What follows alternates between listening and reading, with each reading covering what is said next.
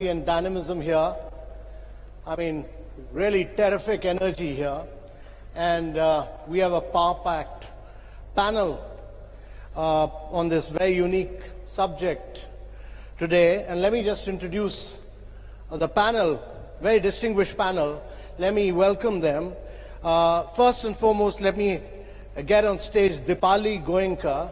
She's the CEO and Joint Managing Director of Wellspun India Limited. Dipali is a very accomplished business leader known for her dynamism, entrepreneurial spirit and passion for people, who's driving the growth of Wellspun textile business to $1 billion dollars globally. Any one of you who goes and witnesses Wimbledon, all the towels used there are all Wellspun towels. Let me next welcome Christina Davison. Christina is the co-founder and managing partner at iEurope Capital. Christina Perkin Davison is the co-founding partner. She's a private equity. This is a private equity fund that invests in technology. It invests in companies in the emerging economies of Central Eastern Europe. She advises entrepreneurs on ways to grow their businesses by taking advantage of social networks to expand their markets, engage in collaborative partnerships, and follow disciplined cash flow management techniques. Wonderful to have you with us, Christina.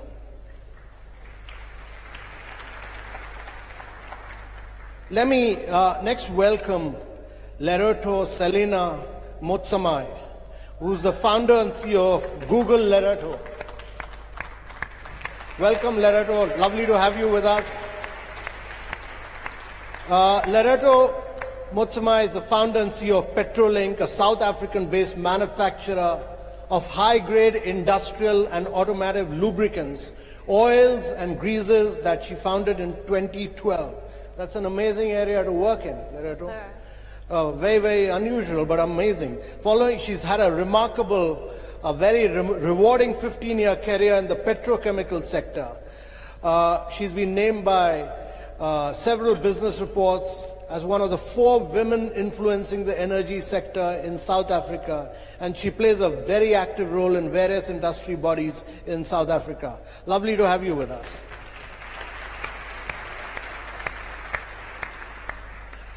Next, ladies and gentlemen, let me welcome Manish Sabharwal, who's the chairman and co-founder of Team Lease Services. This is India's largest staffing and human capital firm. Team Lease has over 130,000 employees in 5,000 cities and is implementing India's first vocational university in Gujarat and first national private-public partnership apprenticeship program. Wonderful to have you with us, Manish. Last but not the least, let me welcome Mark Green. He's a very distinguished member of this U.S. delegation here. He's the U.S. Aid Administrator. Welcome, Mark. Lovely to have you with us. So, ladies and gentlemen, this is a power-packed panel full of very, very distinguished people here. Let me start off with Mark. Mark, I've been here for 3 days. I've interacted with a lot of men and a lot of women entrepreneurs. Why is it, the women entrepreneurs in this conference are just getting smarter and smarter and smarter, and the men entrepreneurs are getting dumber and dumber and dumber. Why is that happening? I mean, the women entrepreneurs here, they just outsmart the men. So is there a reason that you asked me? So I must be the one who's getting dumber and dumber and dumber as we go. That question was specifically focused on you. The USA. So what I will say is I think we see in this summit the vibrancy of women entrepreneurs. And I think there is a sense that this is the time for women entrepreneurs, that they are rising, and as they rise, we all rise. So I think what you're seeing is a natural optimism that comes as women rise further and further and take their rightful role at the table. So I wouldn't put it as dumber and smarter. Others may do that. Instead, I would say that we are feeling the energy, optimism, and hopefulness that comes with women entrepreneurs having their moment. Lovely, lovely, wonderful.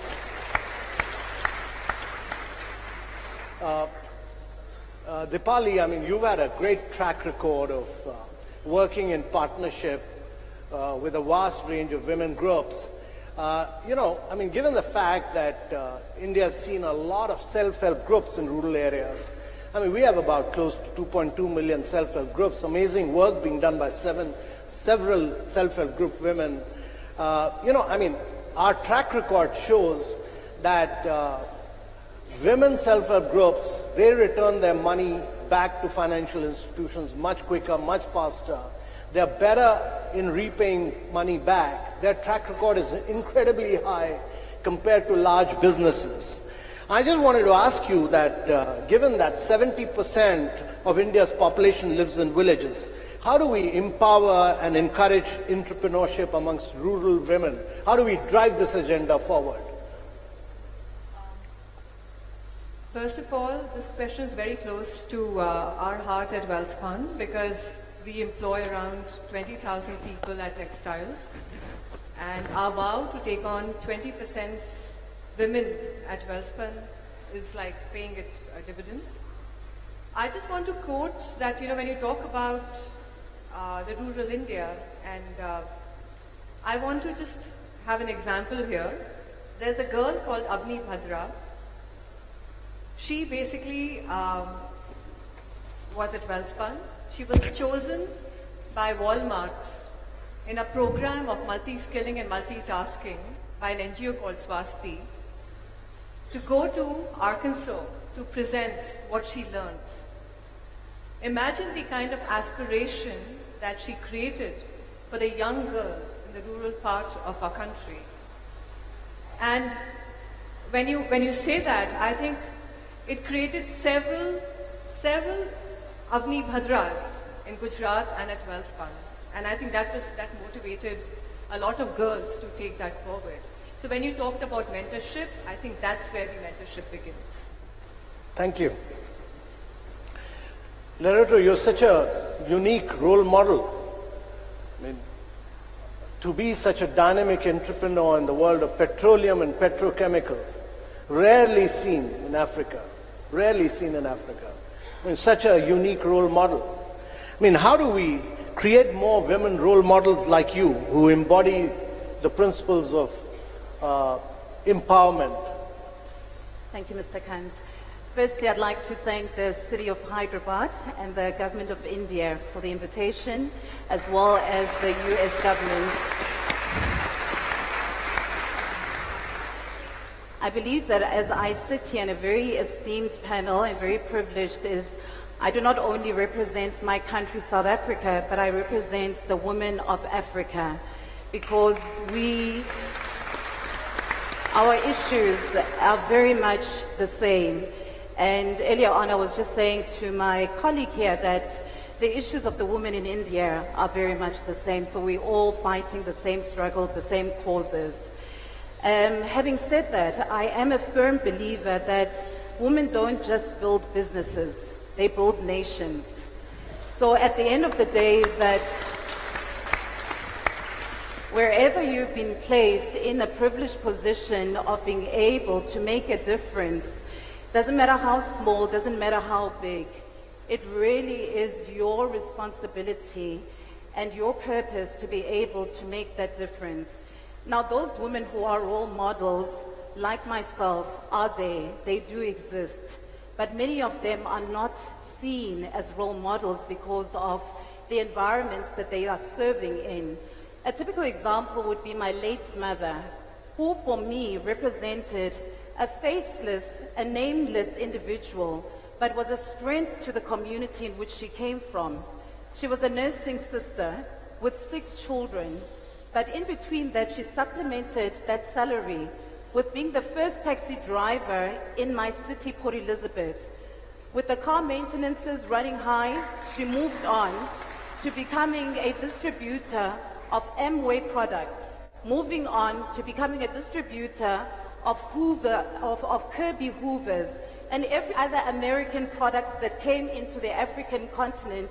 She was also one of the first people to grab that opportunity. Why she went that way was because she was not only meeting the needs of my family, but also the needs of her extended family and that of her community.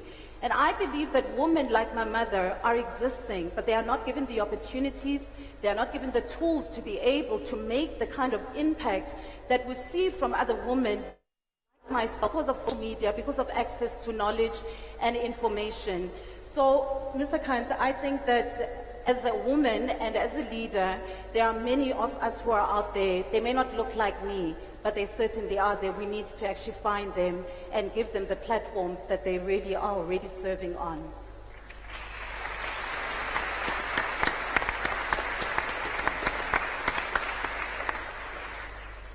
Lerato, what has been your experience here at GS 2017? Have you met a lot of good young entrepreneurs? It's just been absolutely phenomenal. I mean, we hear countries on the map and we hear them on television, but to actually meet the individuals coming from those various countries was just for me really a huge privilege. I always call myself a global citizen, and indeed coming to Hyderabad, it certainly emphasized and put that stamp or seal of being a global citizen. And I think all the people that are here in this room represent that kind of individual, one who is looking at solving the global goals, the sustainable development goals in their own way, in their own capacity. And truly, it has been one remarkable experience that I'm very grateful for. Thank you. Thank you. Christina, you've played such a critical role in supporting, promoting, financing women entrepreneurs across Central and Eastern Europe. Tell me, what sort of policies can companies, policies companies can have to encourage more women to participate and speak? Can we have greater gender parity in companies, conscious gender parity in companies, particularly in emerging markets? Well, first I'd like to thank everyone for being here. I've met the most amazing group of entrepreneurs.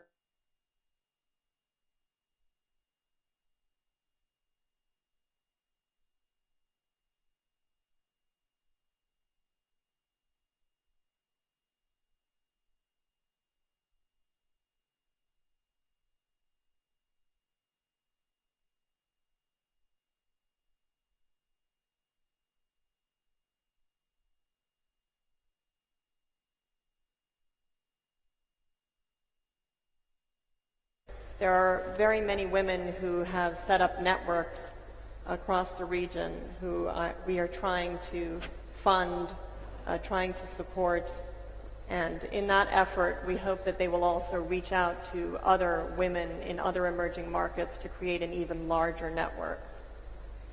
It's very important that women support each other. It's very critical. Madeleine Albright used to say, there's a little place in hell for women who don't help them.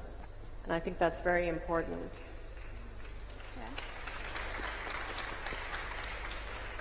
In terms of our efforts, I think it's very important for a venture capitalist like me to make sure that we listen to entrepreneurs who have a great idea, who are women, not just because they're women, but because they've got a great idea and they have a great business. And we try to seek those women out. We try to support them with our amazing network and our amazing experience that we have cultivated over the years. We have a lot of Silicon Valley, Silicon Alley families who are invested in our fund. And we try to put them together to elevate them, to elevate these entrepreneurs to an even higher level. So that's how we collaborate with them. Lovely, lovely. Manish, one of the worrying factors about India is that the level of women participation in terms of jobs and their contribution to India's GDP still remains at low level. I mean, one of the big challenges which we're trying to push through self-help groups, through schemes like Beti Bachao, Beti Padhao, Ujjwala, many other schemes, is to push the level to ensure that we're able to push their participation in education, health to much higher levels. I mean, what do we do as a country? What do we do to ensure greater participation at all levels of businesses? I mean, how do we enhance their contribution to India's GDP in the next decade to much higher levels? What are the 4 or 5 critical issues we must take head on? Yeah, so I think there are 2 interrelated questions. The first is, one of the most enduring mysteries is, why has women's labor force participation in India fallen from 31% to 18% in the last 25 years, when reforms have opened up and stuff. And the second question, which everybody will have a different answer to, is, does India have a jobs problem or do we have a wages problem? And I'd like to submit those 2 questions are closely related. India doesn't have a jobs problem. Everybody who wants a job has a job. They just don't have the wages. They just don't have the wages they want. I think that's important because 50% of India is self-employed. That's not self-employment, that's self-exploitation. Most of the people who are self-employed. So I think that we have to be Can you all hear Manish at the back? Yeah, okay. Yeah. Can you be a little louder? Yeah. So this notion of self-employment as a solution to India's sort of jobs problem is fraught with challenges sometimes, I would submit. Not everybody can be an entrepreneur. Not all entrepreneurship is viable. So obviously we need to create as many entrepreneurial opportunities as we can. So the question is the role of government setting specific areas on fire, or is it creating the conditions for spontaneous combustion, right? I mean, everybody has their favorite industry. She'll probably say textile, somebody else will say leather, somebody else will say light industrial. But we have a very bad track record at predicting where jobs will be in the future. So I think the current track which India has taken is actually probably good for all excluded people in the labor force. From where I sit, I've hired somebody every 5 minutes for the last 5 years, but we've only hired 5% of the kids who came to us for a job. There is not that much difference between a ministry for Dalit employment or a ministry for Jat employment or Gujar employment and a ministry for women's employment. And let me explain why I say that it's what we need in India is formalization, urbanization, industrialization, and human capital. We have to fix our schools, colleges, and skill system. We only have 52 cities with more than 1 million people. We have 600,000 villages. 200,000 of those villages have less than 200 people. We need to urbanize because higher productivity, higher wages, women employment. But the most important thing we need to do is formalize our labor force. Women's labor force participation, one of the most credible explanations I've heard is that women were fine with working on farms, but they're not fine in working in informal wage employment because of various other reasons. So if you formalize wage employment, women's labor force participation will rise. We've seen the you sort of in labor force participation show up when you educate women. So I think that the 4 things that India could do is formalize, urbanize, industrialize, and human capital. Thanks. I'd like this to be more of an interactive session, so I'm going to open it up to a floor a little while later. But Dinesh, can you organize a couple of mics so that the audience can grill this panel as well? Just a couple of mics if you can get. Mark, let me move on to you. Sure. And you're such a critical player in the U.S. administration. I mean, you're the administrator of USAID, which is such a major organization. I wanted to ask you, what can men do? I mean, when women win, we all win. But what can men consciously do to help equalize and improve the participation of women, particularly in emerging markets? Well, I think there are a number of things. I think first and foremost, we have to recognize the particular barriers that women face. Barriers of access to credit is one of the critical barriers. In too many parts of the world, in rural areas, there's a digital divide. Women simply don't have enough access to IT, to the internet, and we know these days if you're not online, if you don't have access to the internet, you're really shut off not just from opportunities, but from information. And so I think we have to take those issues on. And I think we have to recognize that oftentimes some of the health challenges that affect men and women affect women disproportionately. So, for example, here in India, where tuberculosis is such a staggering challenge, we have to recognize that women who have TB often face a particular stigma that locks them out of society, locks them out of economic opportunity, even locks them out of the marketplace. So I think what men have to do and what agencies like USAID have to do, identify the specific barriers that women face and apply tools to help them take those on. We know that women entrepreneurs have great ideas, great vibrancy, that they're looking for their seat at the table. We have to identify those barriers that stop them from taking that seat. No, I think it's such an important point you've made, and TB is totally curable, actually. Totally curable. And totally unnecessary. Yeah, absolutely unnecessarily. So Dipali, I mean, what has been your experience? I mean, you work with a number of women groups, you work with a number of women enterprises. What has been the backward linkage of Welspun to women enterprises at the backward? And how have you facilitated the rise of women enterprises? First of all, at Welspun, we believe that when we talk about business, we become the agents of change. Mm-hmm. And the biggest struggle that we have seen in our environment and our communities is that women getting that opportunity to work. And hence, when we moved to Anjar, Run of Kutch, which is, I think, if you guys don't know where Anjar is, it's a part of Run of Kutch where it was devastated by an earthquake in 2002-2003, and everything was brought down to rubble. Now, if you see that part of the country, it has the highest GDP.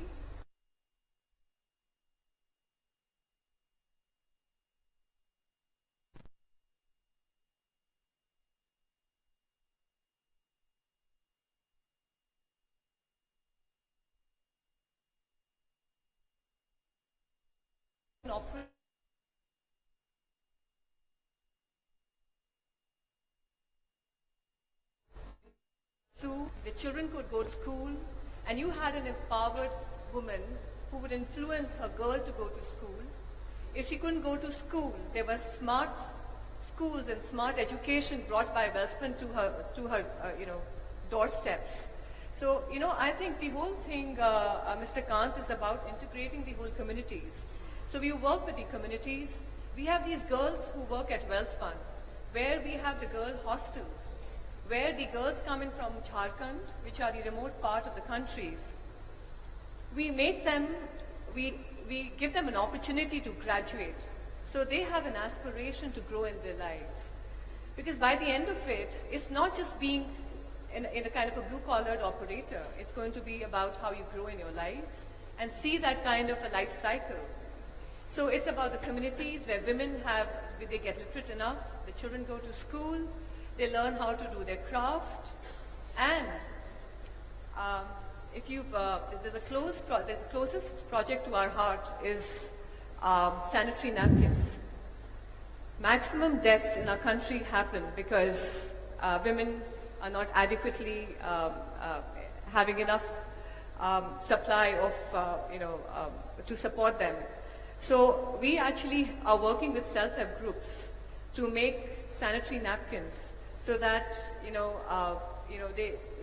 they contribute to making those sanitary napkins. And it also contributes to creating those communities where women are confident enough to step out of their households, because in India, people don't step out of their households if they're going through their menstruation. So those are the things I think. So it's about having an empowered society and communities.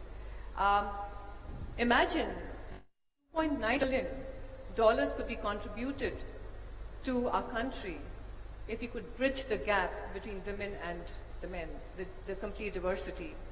And by 2025, Mr. Khan, this is for you, if 68 million women can go to work, I think India would be a very different country. So I think when you talk about India and you talk about women and when you talk about Welspun, I think There'll be several corporates like us who will be working in the communities, who will be empowering women and looking at the issues which are very, very important to India. Lereto, let me ask you, Mark talked about the digital divide, but more than that, to me, the divide is in the world of nutrition, education, health. These are big challenges for India. I mean, how are you confronting these challenges in Africa? Okay, so I think that I'll personalize the answer to that, Mr. Kant, is that heading a company that is seen to be headed by a woman in an industry that is male-dominated, it comes with the responsibility of being able to pull other women in also pull them up, as well as girls. So as a company, we have decided that our focus area will be in social impact in education. So in 2014, Petrolink started a girls' academy called Girl Ignite Africa Academy. And the focus of that was truly to take girls from the age of 10 years old up until 19 years old. And these are girls who are coming from underprivileged communities where they are under-resourced. Even the schools that they attend, they do not have the same quality education, the same kind of exposure that a girl who comes from a privileged community does have. And what we do with them is that we meet on a weekly basis at a farm whereby it's very close to the communities at which they come from. And we focus on 4 areas. The first area is entrepreneurship, whereby the girls are given and taught about the SDGs. And they understand each and every one of those SDGs actually speaks to the communities that they come from. So why do we do that? Is that they actually begin to be the solution change makers for the communities that they come from, instead of us being the ones who are constantly always bringing in the solution. So you want them to be the ones who actually embrace whatever it is that you want to implement in the community. We focus on that, and what they do is to actually start off looking at the SDG that they've been given. They come up with a problem that they've identified in their community. So it could be clean water and sanitation. It could be renewable energy, quality education, gender issues, women and girls, etc. And once they unpack the actual SDG, and then they come up with the solution.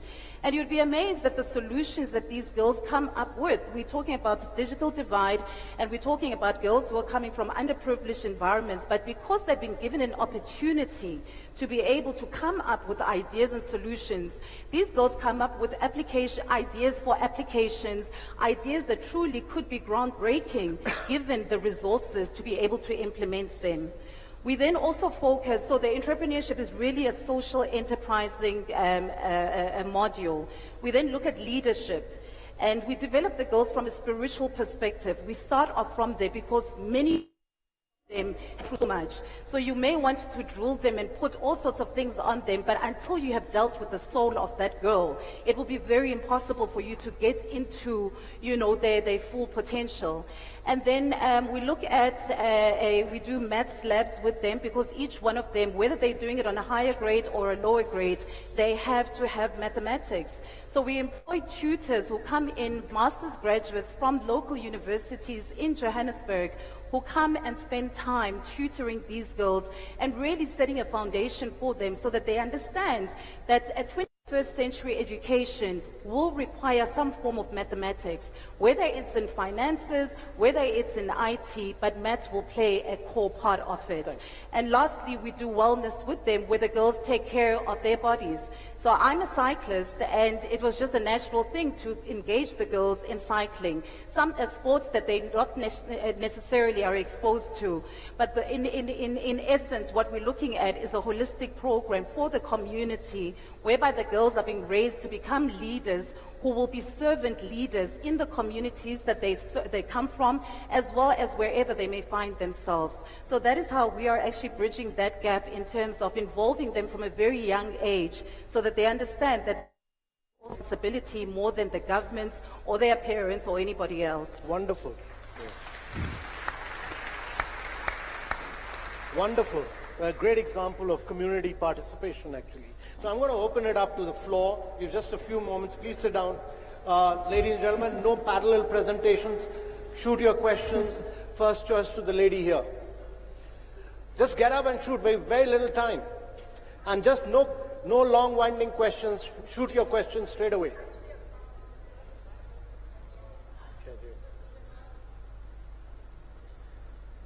Yep. Yell. You got a great voice, just shout.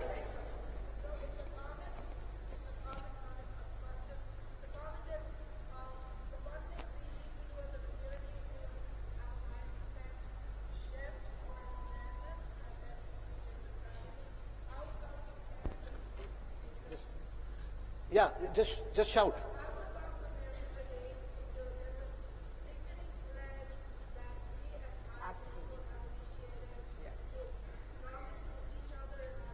What's your question? No. Anybody with a question? Any lady with a question? I have a question, sir. Please shoot your question.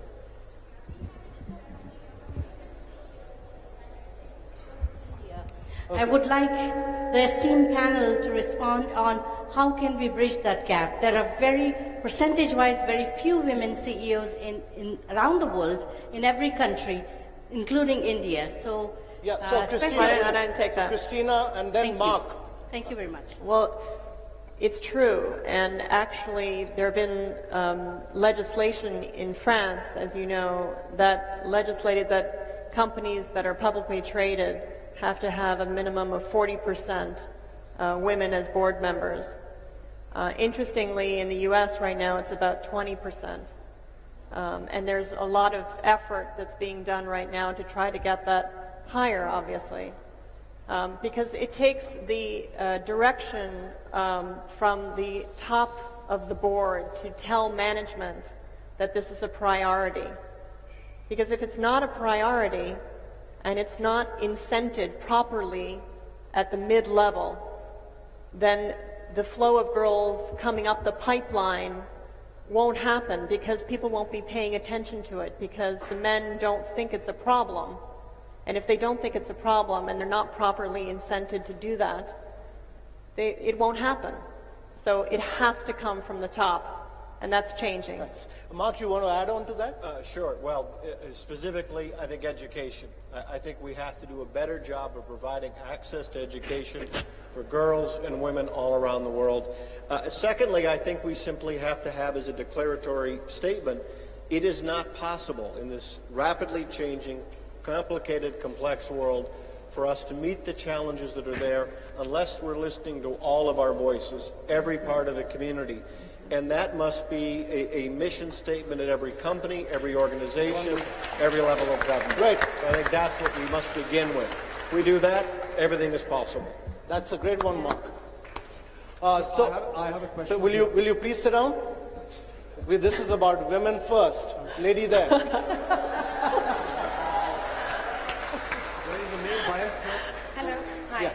My name is Chauravi. In the very small company that we run, I have found that women have far higher productivity, better attitude, and longevity. My question to you is, on the success of Make in India, Incredible India, can you find a marketing campaign that lets companies know that and then give them an incentive to employ a greater number of women? Because the statistic around going from 30% to 18% was shocking. Second question, is there a way to incentivize equal wage? Because even when we look at semi-skilled jobs and we work with contract manufacturers, a large number of people employed, women are paid 20% less. So if the man is paid 250 rupees a day, the woman will be paid 200 rupees for the same job. Okay. And that's my So Manish, question. will you respond to the second part of the question? I'll take on the first part. The second question is it's illegal. Okay, so, my belief is that, we need to focus. My belief is that we need to really focus in a very big way on 7 states of India, 201 districts of India, focus very, very strongly. It's on education, on health, on nutrition. That is what is going to make a difference. It's not about a branding campaign. It's about providing education and health and ensuring better livelihood for women. Yes, madam, what about you? I was going to say I agree with what you said. So my question to you is, In addition to that, when you're dealing with rural communities, Yeah. right, Yeah. where they have not, especially with young ladies, they have not seen women in the workforce. Yeah.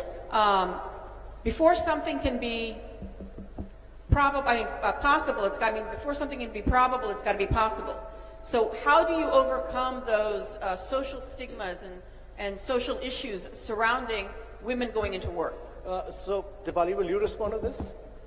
You know, when we talk about social stigmas, it's all about how you can create those mentors within the communities. When you work in the communities, creating examples in those communities is very, very important.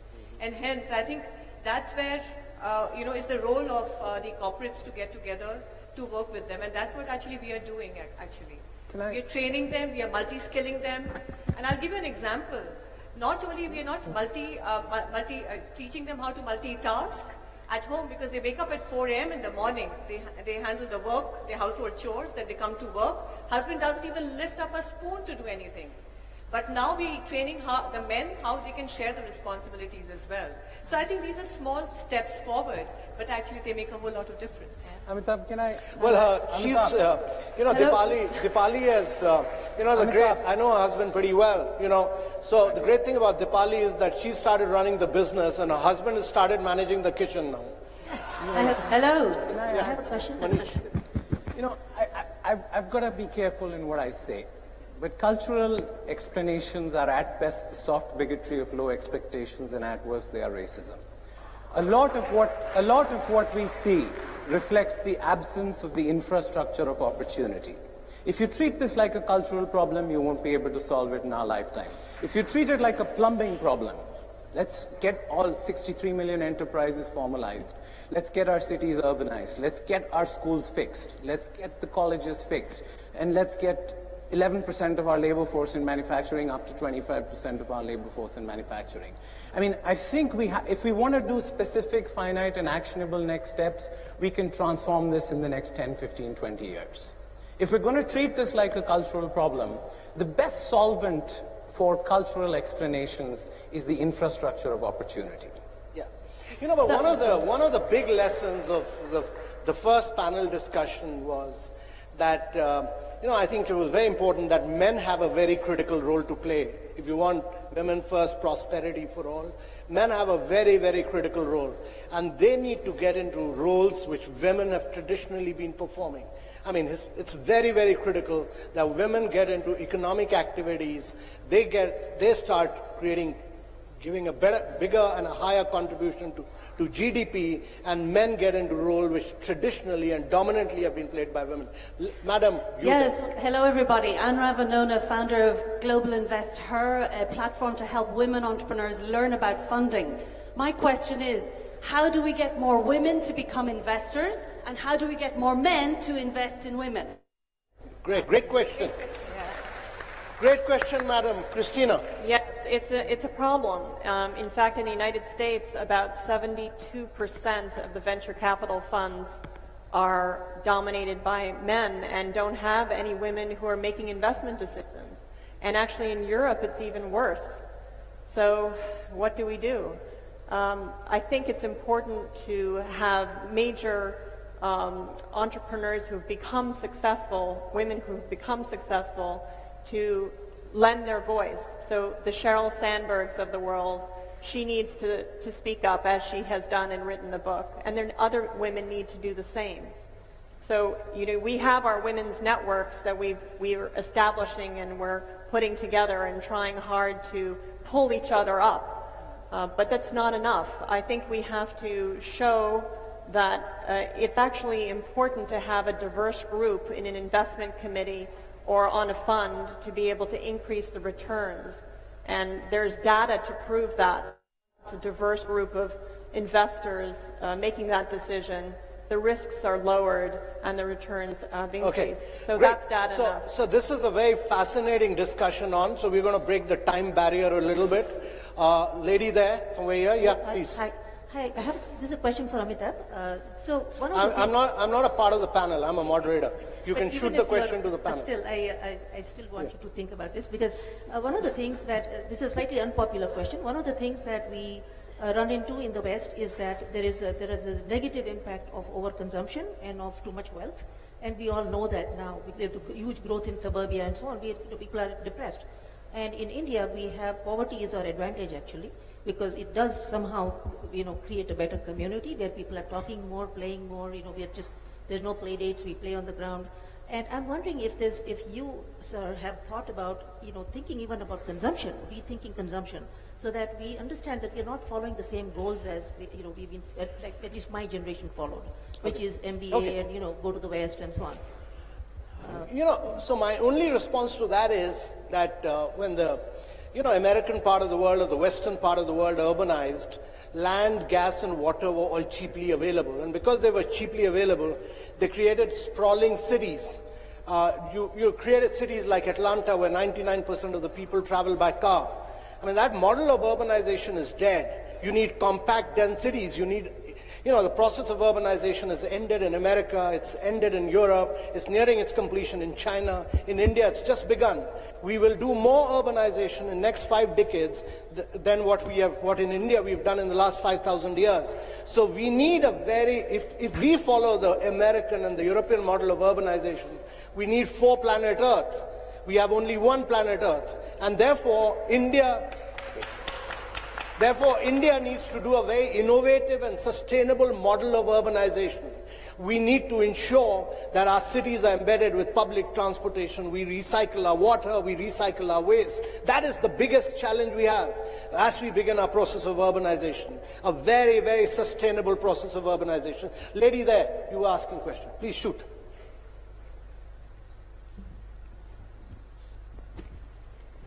All the ladies here, you can shoot as many questions as you want, quickly.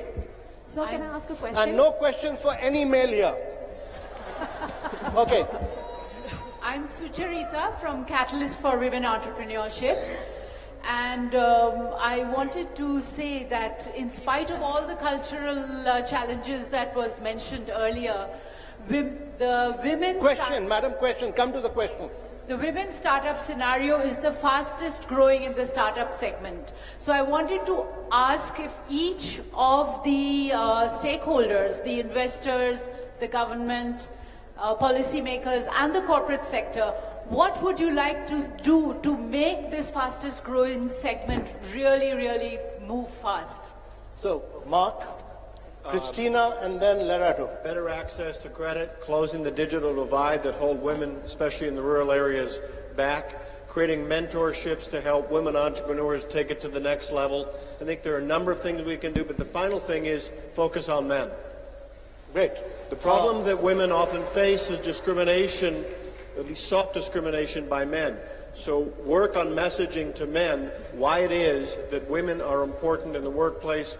Take those success stories and message them to men.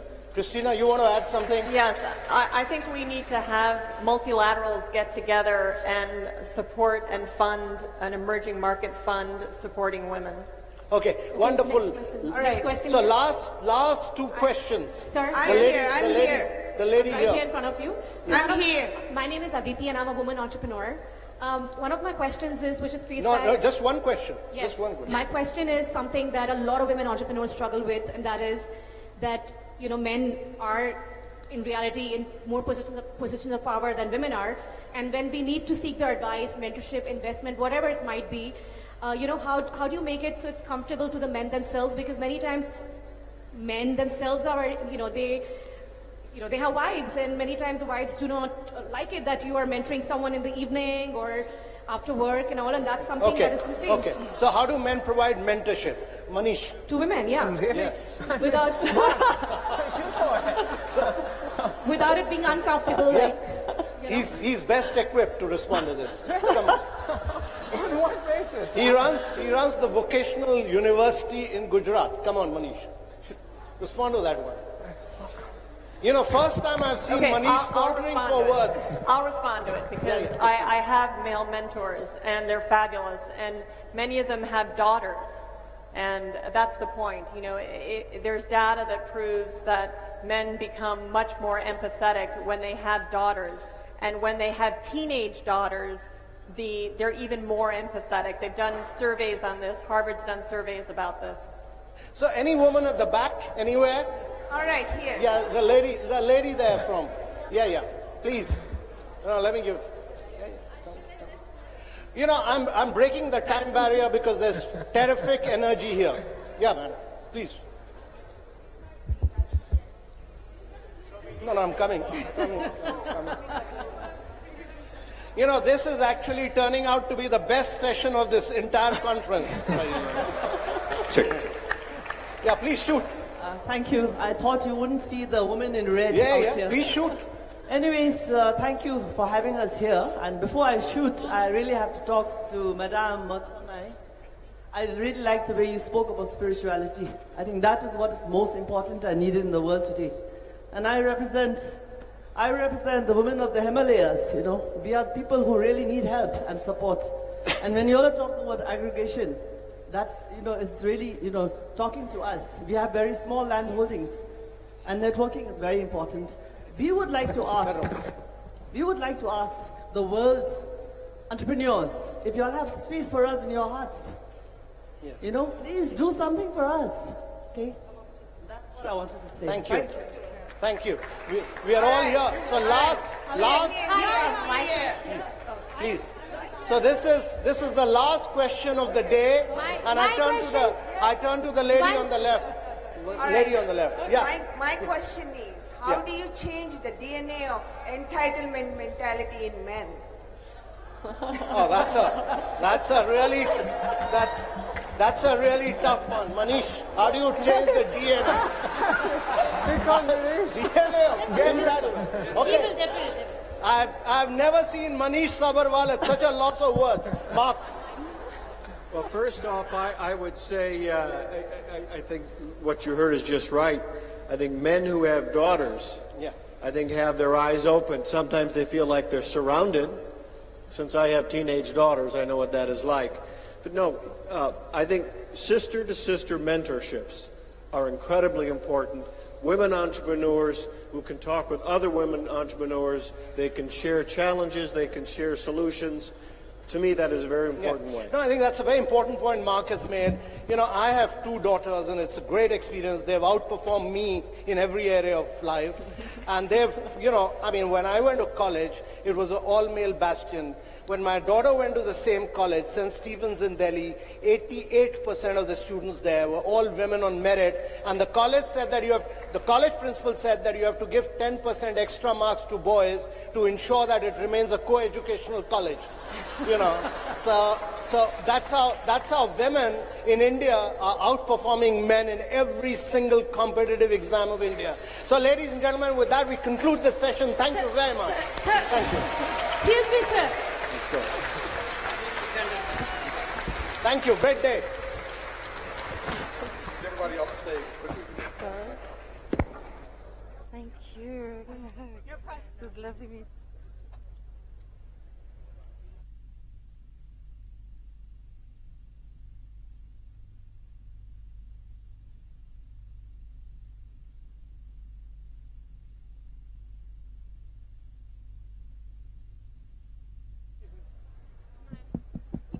Ladies and gentlemen, please remain in your seats. The gist portion of our event is about to begin. Again, ladies and gentlemen, please remain in your seats.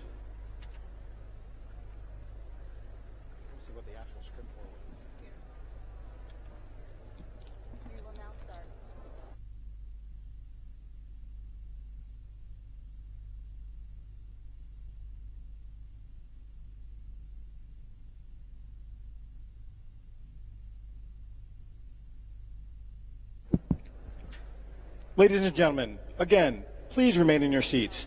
We will start the GIST Catalyst final pitches and award ceremony momentarily. Again, ladies and gentlemen, please remain in your seats.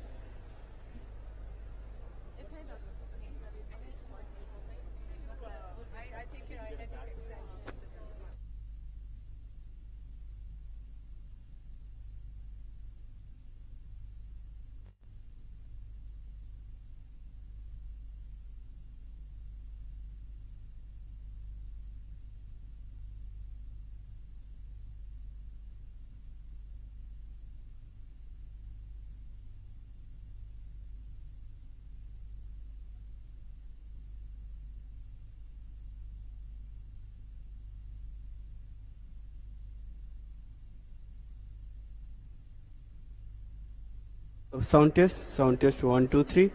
Perfect.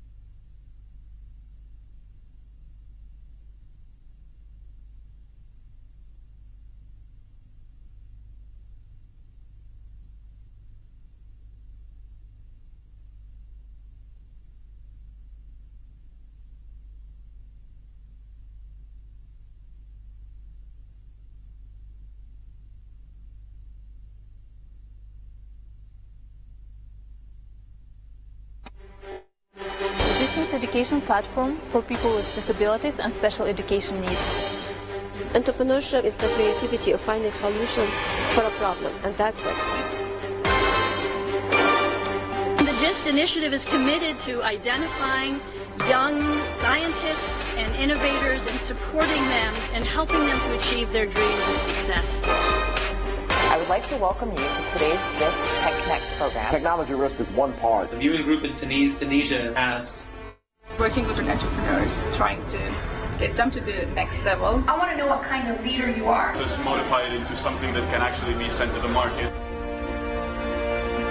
Welcome to the Global Innovation Through Science and Technology, or GIST, TechEye Finals. I was shy. I was thinking, how can I go to people to tell that, vote for me, but I did it.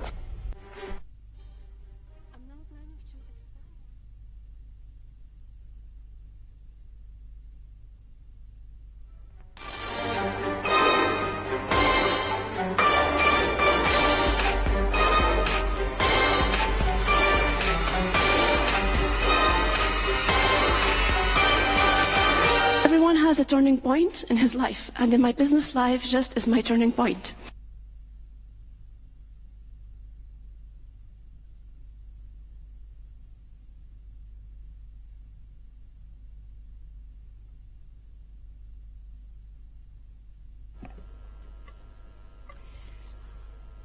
Good afternoon, everyone.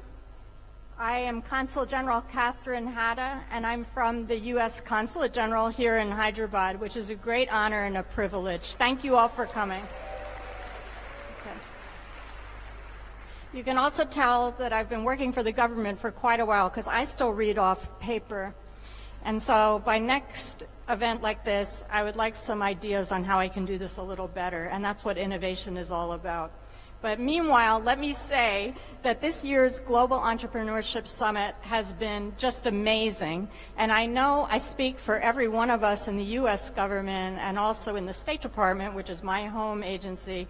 It's so inspiring to meet the world's best and brightest entrepreneurs and the investors and the mentors who help them along. This has been a wonderful, wonderful 2 days. So I just want to give everyone here a round of applause.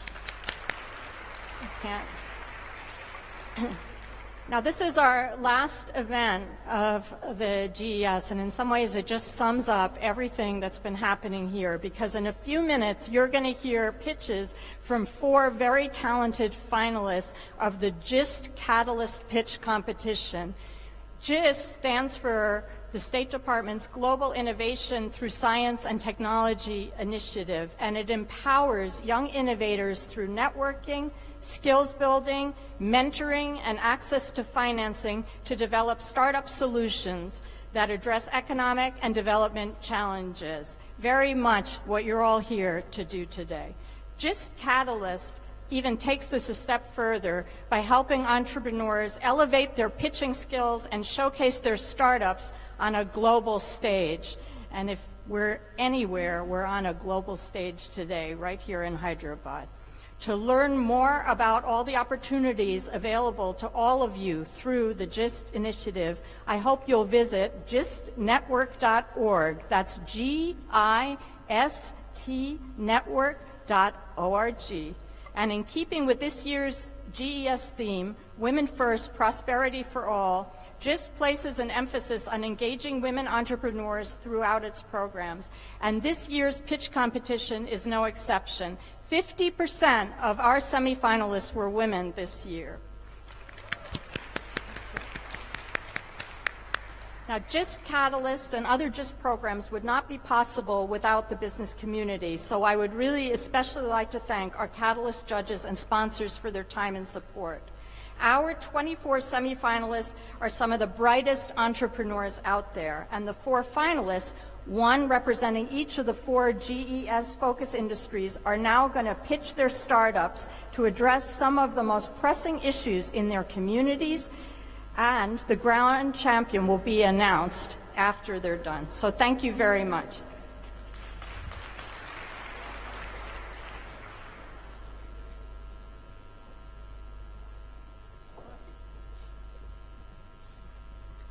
Okay, I'm going to invite Ajita Shah from Frontiers Markets to the stage. Okay. No.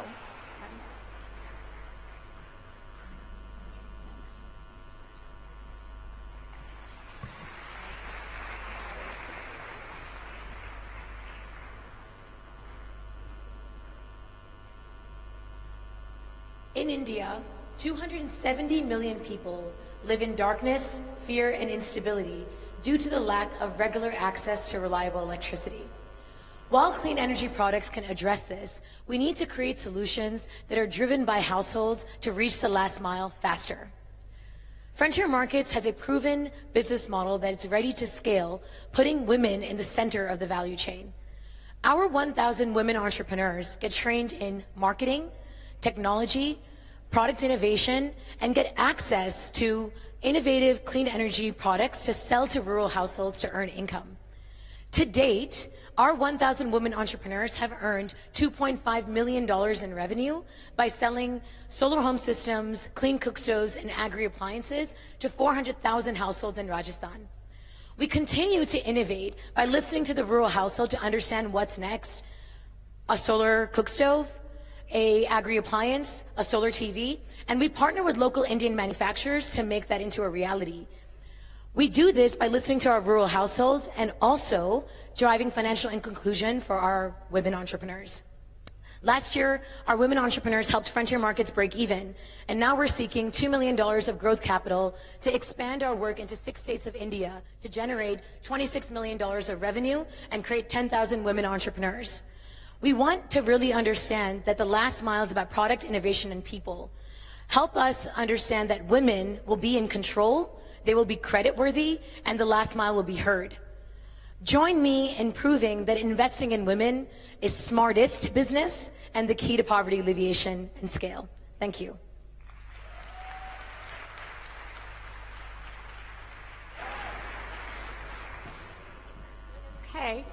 Now we'll hear from our second finalist, Janesh Sinha from Gandhan. Please come to the stage.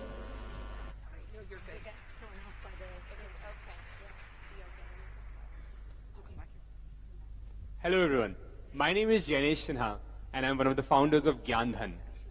We are an education financing marketplace and the problem that we are addressing is huge. While education loans account for 46% of the higher education spend in the US, that number in India is just 5%, despite the low income levels. This clearly reflects the lack of opportunity, the lack of equality in opportunity to education. The reason for limited lending is that lenders find it difficult to assess students' future income, and therefore they rely on parental income and collateral to underwrite education loans. To solve for this, we have developed a model to predict students' future income, and we are working with lenders to create new education loan products. We do not charge any money from the students, but rather earn from the lenders. And we have received a great response with over $24 million in student loans originated in just 18 months since our inception. Before starting Gandhan, we actually worked in Capital One, which is one of the largest banks in the US, shaping credit strategies for them. And we are currently seeking $3.5 million in funding so that we can expand our current setup and also establish a US lending arm. This US lending arm will help us address the problem that lenders have around cross-border defaults because we'll create a two-country credit reporting structure. I faced financial hurdles during my own higher education, but was helped by Super 30, a philanthropic organization. Now I want to do the same to others like me. I thank you.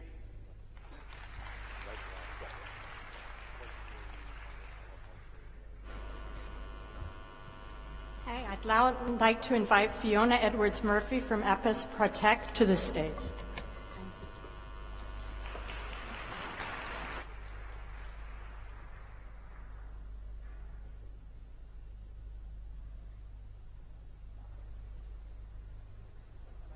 Hello? Oh, there we go. Okay. Imagine walking into a grocery store and realizing that there weren't any apples. There were no blueberries, no almonds.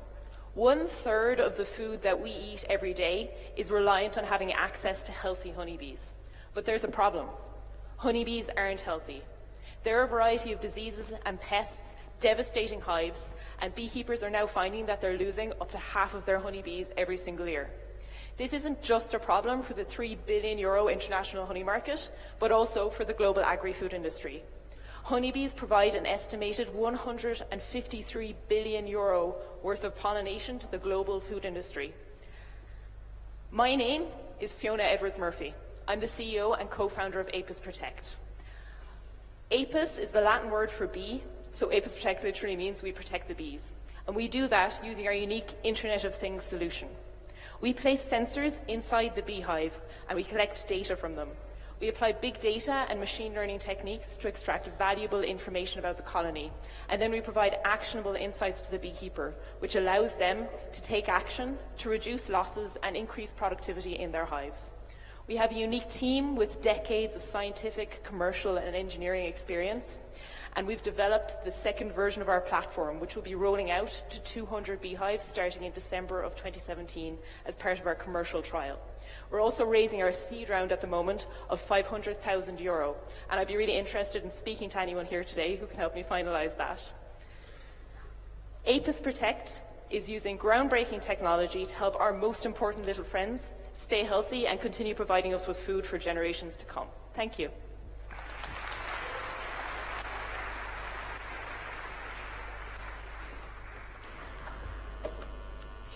And now I'd like to invite Maria Burns-Ortiz from 7 Generation Games to the stage.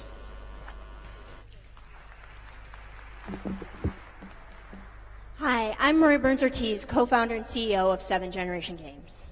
In the United States alone, we have 40 million children in schools today who will finish their education without the skills necessary to compete in math, with the growing number of jobs in STEM to having basic financial literacy.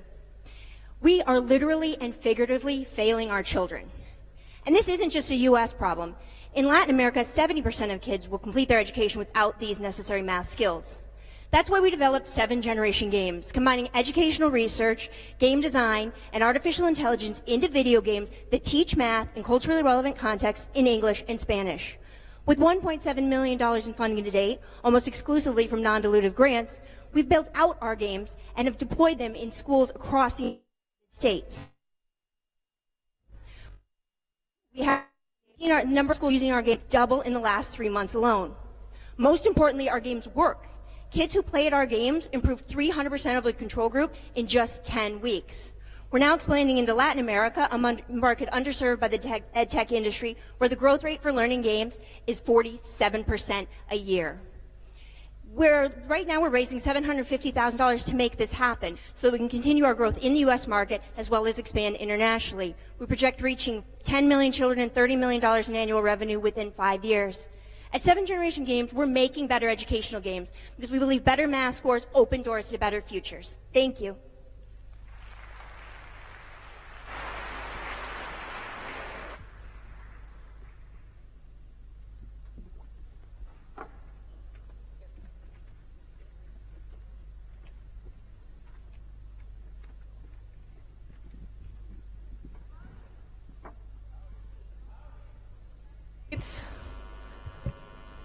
In the United States, where I'm from, we greet people with a big old word called howdy.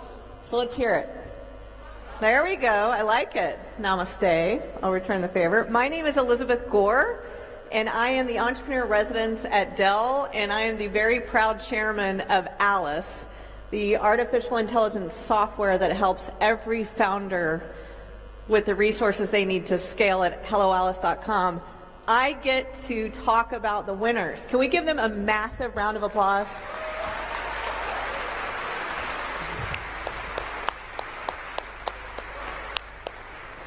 So what an inspiring couple of days. My favorite part has been really spending time with all of you as entrepreneurs and then judging the GIST competition.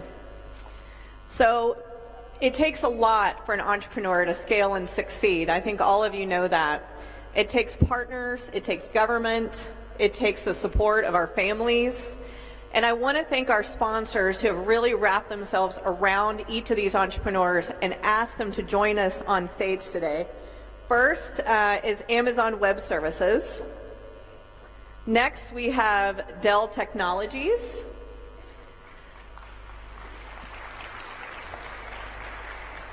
We're very proud to be joined by Cognizant, a company you might have heard of called Google. And I am very proud to be representing Alice. So let's really thank our sponsors and partners for supporting our entrepreneurs.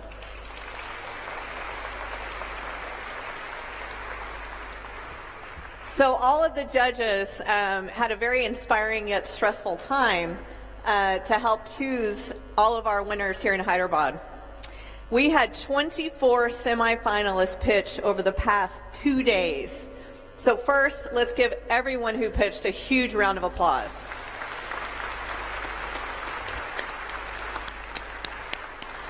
Each of our semifinalists will receive $1,500 in Amazon Web Service credits, as well as, let's give them a round of applause, as well as support from helloalice.com. From there, we then had 6 competitors in the GIST Catalyst competition who focused on 4 different focus industries, and it was so hard, but all of our judges picked both a finalist and a runner-up.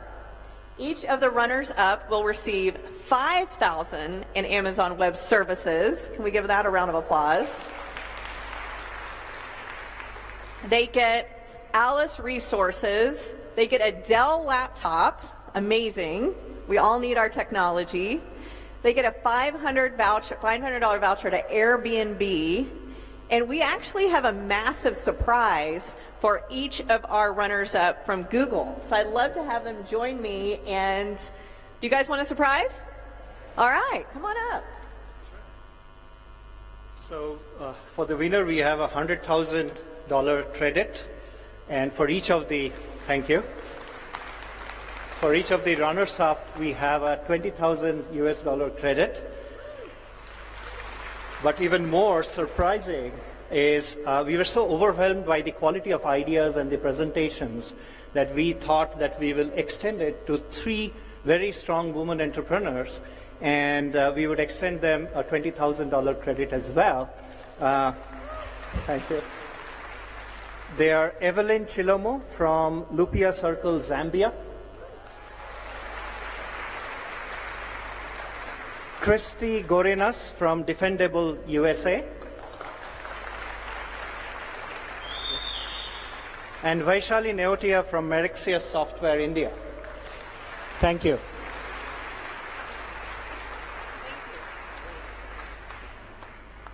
Let's thank that little tiny startup, Google, one more time for all of our support.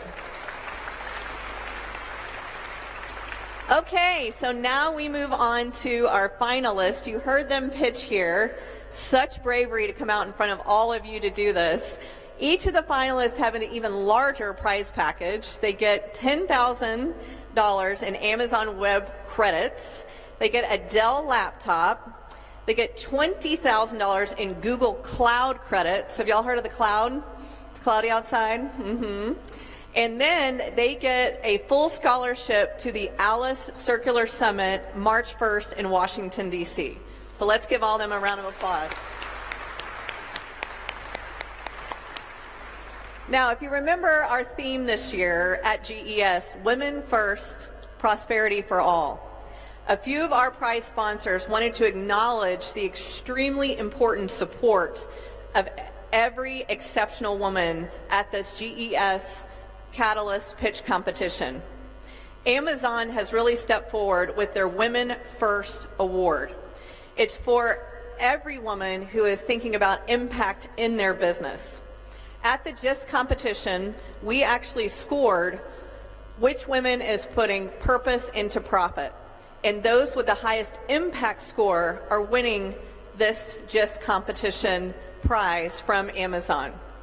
She will receive $50,000 in Amazon Web Service credits, an exclusive virtual mentoring session with an Amazon executive, a Dell laptop, and entrance into the Alice Circular Summit in March.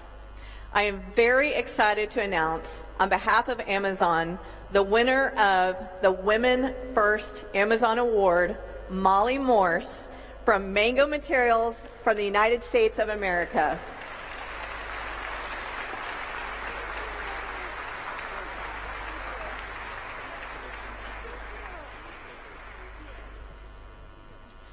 As many of you might know, women put 90% of their income back into their communities and families. So I want to thank every woman entrepreneur and ask them to stand up who actually came all the way to Hyderabad for GES. Please stand, women entrepreneurs. Woo, woo, woo! That's right.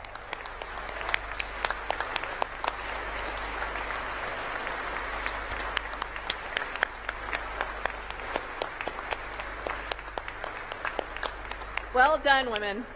Now, are we ready for our grand champion? They're like, no, we're fine. We'll just sit here and keep waiting forever. We have an unbelievable prize package for our entrepreneur. All of you are outstanding and are going to go far in the world. Our grand champion will receive $50,000 in Amazon Web Service credits, a Dell laptop, admission to the Circular Summit from Alice, an exclusive virtual mentoring session with an Amazon executive, $100,000 in Google credits, an interview with yours truly in Inc. magazine, admission to the 2018 Alice Accelerator, and they will be designated, I think this is my favorite term of all time, a Cognizant Genius Award winner with $2,000 in cash. Wow.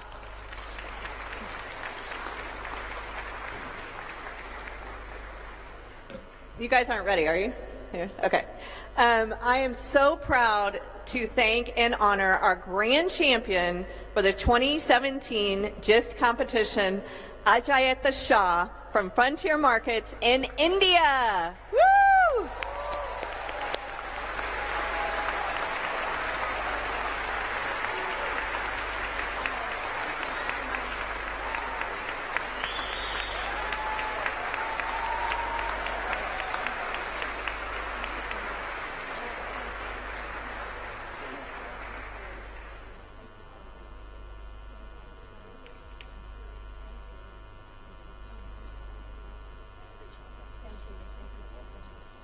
So I just want to thank again our GIST Catalyst sponsors, and congratulations again to our grand champion, Women First Award winner, finalists, and all competitors.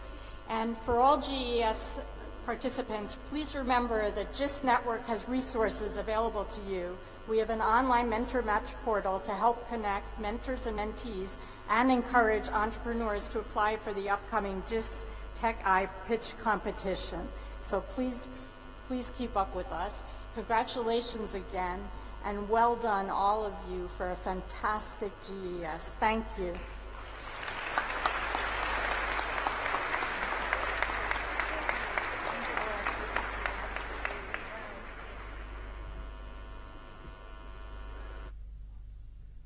Thank you to the U.S. government and to all of our sponsors for hosting GES. Please make your way to the south doors and attend the closing reception at GES. Finally, for members of the press, Minister Rao will immediately hold a press conference in this hall